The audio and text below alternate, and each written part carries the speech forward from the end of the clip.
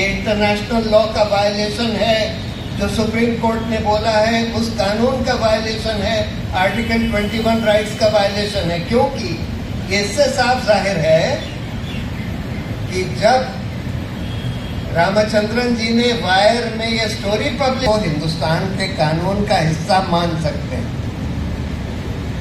तो ऐसे सिचुएशन में देखिए, ऐसी सिचुएशन में कोई ये नहीं कह सकता, अगर आप, काफ़ी लोग यहाँ हिंदी वाले होंगे, हिंदी भाषी लोग होंगे, तो आपको जैसे सब लोगों ने बताया और आप सबको पता भी होगा कि जो गजा में इजराइल कर रहा है ये बहुत ही घिनौना नरसंहार है।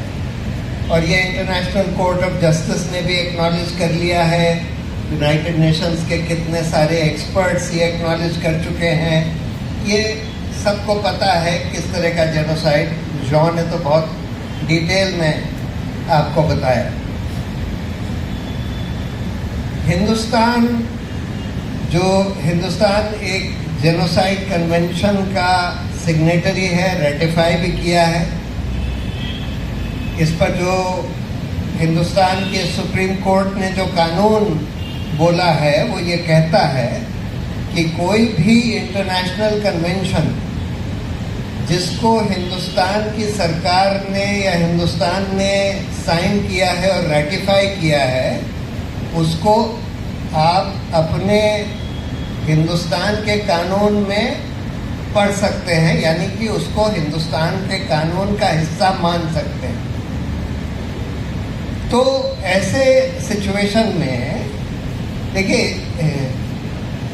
ऐसी सिचुएशन में कोई ये नहीं कह सकता, अगर आप ये भी मान लें, वृंदा ने बहुत अच्छी बात बोली कि हिंदुस्तान इजराइल के इस जेनोसाइड को और तरीके से भी मदद कर रहा है। उससे आर्म्स जब खरीदते हैं तो उनको पैसा जाता है, उससे आप पेगासस जब खरीदते हैं तो इजराइल को पैसा जाता है, खूब सारा पैसा उनको दिया जा रहा है, उससे भी उनके जेनोसाइड में मदद होती है। लेकिन अगर आप आर्म्स एक्सपोर्ट कर रहे हैं तब तो सीधी मदद है उस जेनोसाइड में। और खासकर अगर आपको ये पता है कि वो आर्म्स जो आप एक्सपोर्ट कर रहे हैं उसका इस्तेमाल इजराइल गजा में कर रहा है, जिसका भी एविडेंस है, तब तो सीधा सीधा ये इंटरनेशनल लॉ, जेनोसाइड कन्वेंशन और सुप्रीम कोर्ट के जजमेंट्स का उल्लंघन है और ह्यूमन राइट्स का वायलेशन है। हिंदुस्तान का संविधान ये कहता है कि आर्टिकल 21 राइट टू लाइफ और लिबर्टी सिर्फ हिंदुस्तान के सिटीजन्स के लिए नहीं सिक्योर्ड है, लेकिन किसी भी सिटीजन के लिए विश्व में कहीं पर भी हो।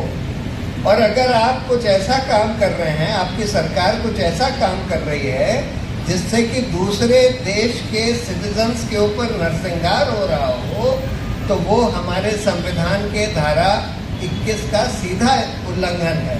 और उसमें ये कहा गया है कि उसमें जो भी ऑफिशियल्स इन्वॉल्व होंगे, जो भी, चाहे मंत्री हों चाहे दूसरे ब्यूरोक्रेट्स हों, जो भी लोग उसकी मदद करेंगे, यानी इस जेनोसाइड की मदद में मदद करेंगे, जिन लोगों ने लाइसेंस दिया, जिन लोगों ने ये एक्सपोर्ट का लाइसेंस अप्रूव किया, वो सब उसके लिए जिम्मेदार होंगे और दंडित किए जाने चाहिए।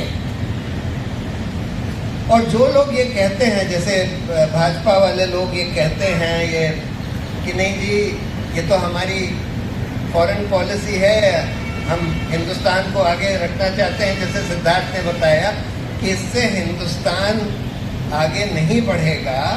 अगर आप इस तरह से सारे इंटरनेशनल लॉ को ध्वस्त करेंगे, इस तरह से जेनोसाइड में मदद करेंगे, तो उससे किसी का भला नहीं होने वाला।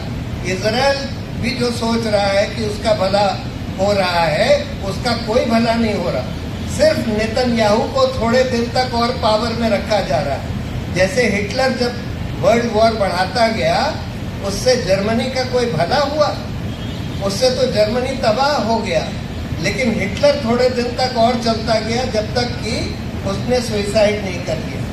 इससे सिर्फ नेतन्याहू को थोड़ी देर और चलने के लिए मदद मिल रही है। इजराइल की जनता का कोई भला नहीं हो रहा, हिंदुस्तान का तो बिल्कुल भी इससे भला नहीं होने वाला। जो लोग इस तरह से सोचते हैं, बहुत शॉर्ट साइटेड सोच है। और देखिए, हिंदुस्तान की सरकार ये बात समझती है कि जो ये काम कर रहे हैं, ये जो आर्म्स एक्सपोर्ट्स इजराइल को कर रहे हैं, ये इंटरनेशनल लॉ का वायलेशन है।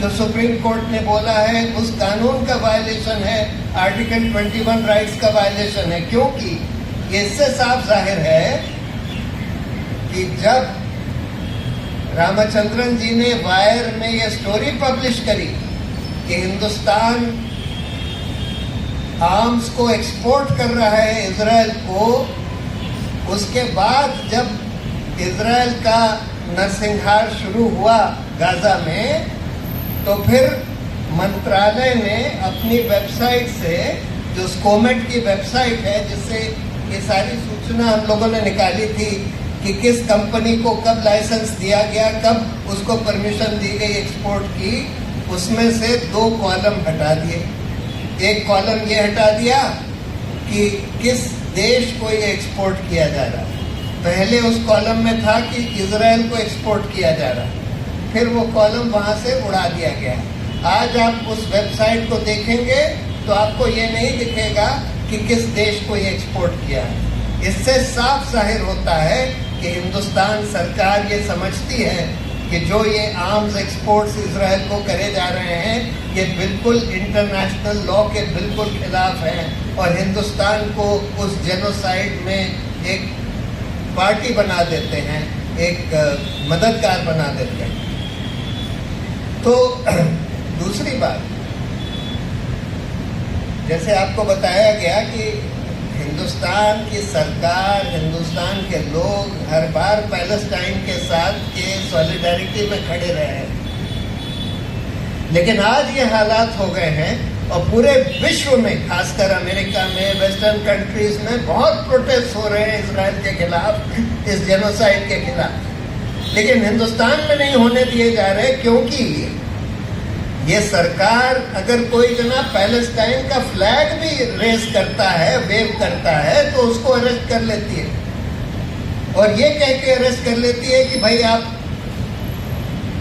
अलगाववाद बढ़ा रहे हैं, आप नेशनल सिक्योरिटी के लिए थ्रेट हैं। अरे, पैलेस्टाइन के सॉलिडारिटी में, पैलेस्टाइन के दबे हुए, ये तो इंटरनेशनल कोर्ट ने कह दिया कि इजराइल का ऑक्यूपेशन पैलेस्टाइन में बिल्कुल इलीगल है, लेकिन फिर भी पैलेस्टाइन का फ्लैग वेव करना एक ऐसा ऑफेंस हो गया जिसमें आप लोगों को अरेस्ट कर रहे हैं। ये सरकार की मानसिकता दिखाता है कि किस स्तर तक ये लोग गिर चुके हैं। तो इसलिए हम लोग ये डिमांड कर रहे हैं कि ये जो चिट्ठी दी गई है, इसके आधार पर तुरंत सरकार ये आर्म्स एक्सपोर्ट्स को रोके, जो भी लाइसेंस दिए गए हैं उनको कैंसिल करे और जवाबदेही का सिलसिला भी शुरू होना चाहिए कि किन लोगों ने इसको परमिट किया, जबकि उनको पता था कि भाई इस तरह के जेनोसाइड में की मदद के लिए ये आर्म्स एक्सपोर्ट किए जा रहे हैं। Thank you.